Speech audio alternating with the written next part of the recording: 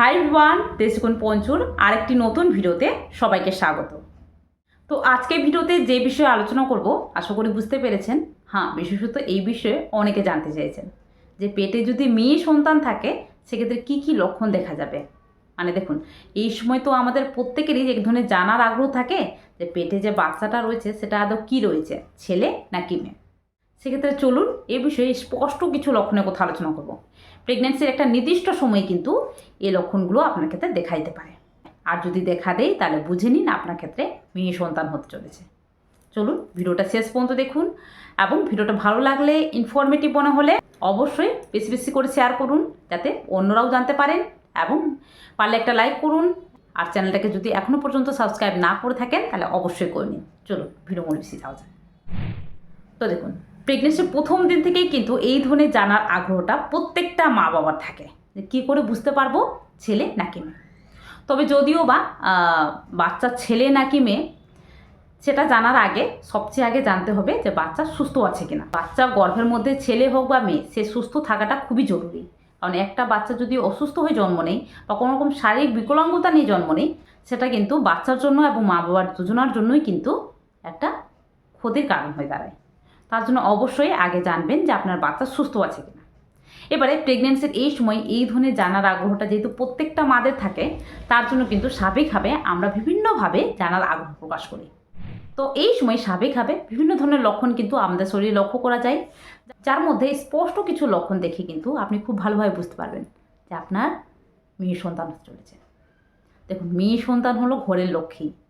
এক্ষেত্রে আপনার মেয়ে সন্তান হচ্ছে এর মানে কিন্তু আপনার ঘরে লক্ষ্মী আছে। কি করে বুঝবেন?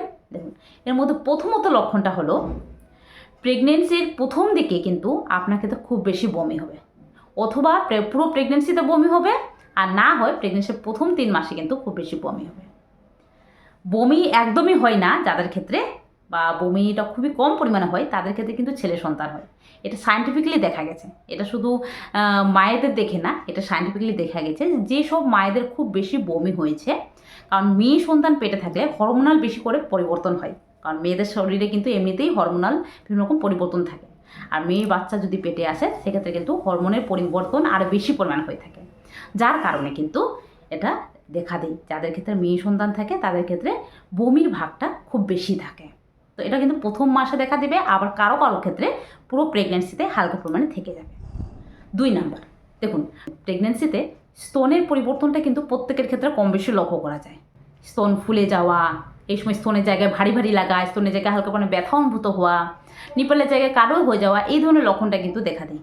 তবে কারো কারো ক্ষেত্রে ডান দিকের, তবে এই সময় আপনার কোন দিকের স্তনটা বেশি আকারে বড় মনে হচ্ছে, বেশি ভারী মনে হচ্ছে, এই সময় যদি আপনার ক্ষেত্রে বাম দিকের স্তনটা ডান দিকের তুলনায় আকারে একটু বড় এবং ভারী অনুভূত হয়, তাহলে বুঝে নিন আপনার ক্ষেত্রে মেয়ে সন্তান চলেছে।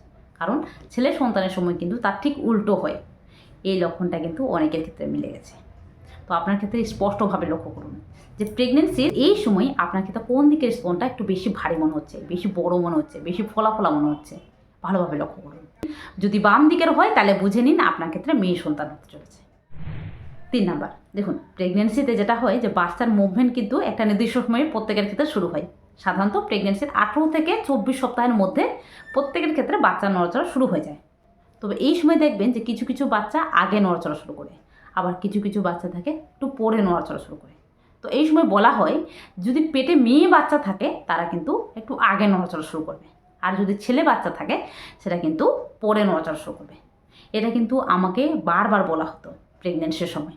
আমার শাশুমা বলতেন যে ওনার ক্ষেত্রে কিন্তু বাচ্চার যে নড়াচড়া সেটা কিন্তু লেটে উনি বুঝতে পেরেছেন।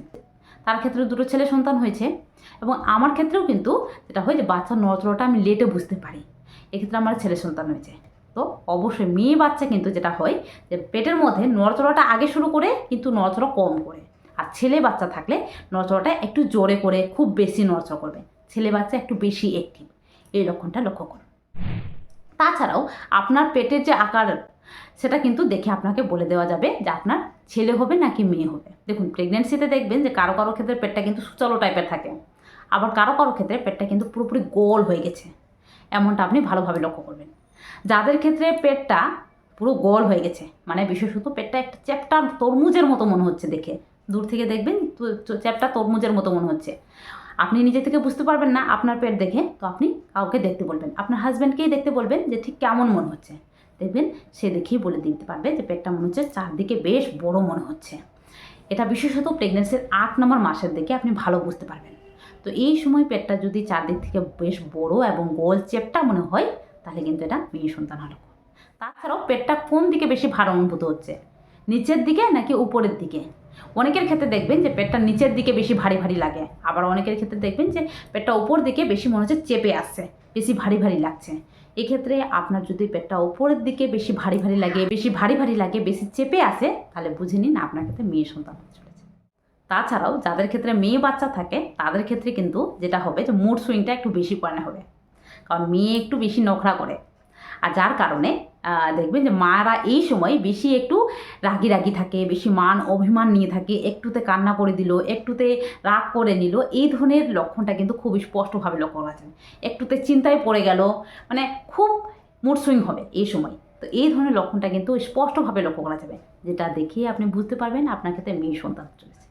তাছাড়াও আরেকটা স্পষ্টভাবে বলে দিই, সেটা হলো প্রেগনেন্সিতে আপনার যদি গা হাত পা সবসময় ঠান্ডা থাকে, মানে পা এবং হাত যদি সবসময় ঠান্ডা থাকে, রাতেরবেলা ঘুমোতে যাচ্ছেন তখনও দেখছেন হাত পা মনে হচ্ছে ঠান্ডা লাগছে, মানে আপনাকে ঠান্ডা লাগবে না, আপনার হাত পা ঠান্ডা থাকবে, এমনটা লক্ষণ যদি দেখা দেয়, তাহলে বুঝে নিন এটাও কিন্তু মেয়ে সন্তানের লক্ষণ।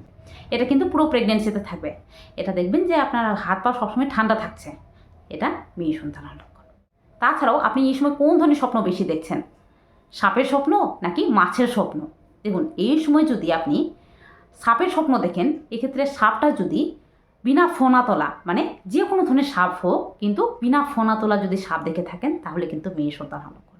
এমনকি যদি মাছের স্বপ্ন দেখেন, এক্ষেত্রে মাছ যদি ইলিশ মাছ হয়, যে কোনো ধরনের সাদা মাছ হয়, তাহলে কিন্তু মেয়ে সন্তান লক্ষণ। আর যদি কালো মাছ হয়, যেমন শোল মাছ, শিঙি মাছ, মাগুর মাছ, এগুলো মাছ হলে কিন্তু এটা ছেলে সন্তান লক্ষণ।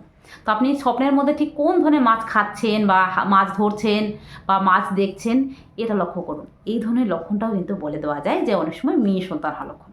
তবে এটা কিন্তু পুরোপুরি আমাদের দিদা কাকিমারা নিজস্ব এক্সপিরিয়েন্স অনুযায়ী বলে থাকতেন অনেক গর্ভবতী মাকে দেখে, যেটা কিন্তু অনেকের ক্ষেত্রে মিলে যায়। তবে এগুলোর কিন্তু বাস্তবিক কোনো ভিত্তি নেই বা বৈজ্ঞানিক কোনো ভিত্তি নেই, এগুলো বডি টু বডি অনেকের ক্ষেত্রে আলাদা হতেই পারে, কারণ হরমোনাল পরিবর্তন অনেক রকম অনেকের ক্ষেত্রে হয়ে থাকে। যার কারণে চিন্তায় পড়বেন না, পেটের মধ্যে যে থাকুক সে সুস্থ থাকুক, ভালো থাকুক, তার জন্য প্রেগনেন্সিতে হেলদি খাবার খান, হেলদিভাবে থাকুন, যাতে বাচ্চা সুস্থ সবলভাবে পৃথিবীতে আসে। এবং সে যদি সুস্থ সবলভাবে আসে, তাকে সুস্থভাবে মানুষ করলে, ভালো শিক্ষা দিলে সে কিন্তু ঠিক আপনাকে দেখবে। তার জন্য প্রেগনেন্সির এই সময়টাকে এনজয় করুন এবং এই লক্ষণগুলো অবশ্যই লক্ষ্য করুন। আপনার ক্ষেত্রে কোন কোন লক্ষণগুলো মিলে যাচ্ছে কমেন্ট বক্সে জানাবেন। চলুন আজকের জন্য টাটা, সবাই ভালো থাকবেন, সুস্থ থাকবেন, সাবধানে থাকবেন এবং অবশ্যই ভিডিওটা ভালো লাগলে চ্যানেলটাকে সাবস্ক্রাইব করে পাশে থাকবেন। দেখা হবে আরেকটি নতুন ভিডিওতে। আজকের জন্য টাটা।